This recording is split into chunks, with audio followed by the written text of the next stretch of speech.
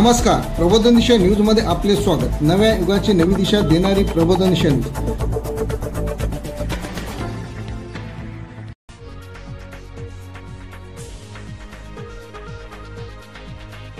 बेलापूर मधील the park हॉटेलवर मनसेची धडक, 80% स्थानिकांना नोकऱ्या द्या, गजानन काळे यांची मागणी।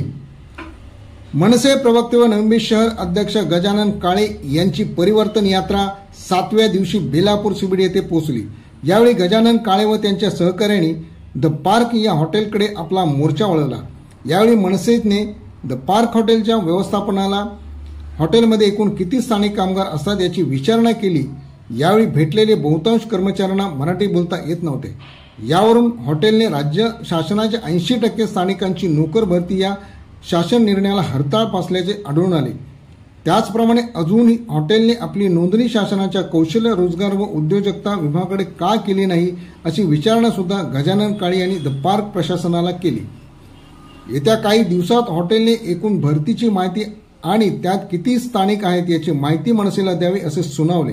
जरी माहिती नाही दिली तर मनसे आपल्या पद्धतीने प्रश्न सोडवेल असे सुनावले।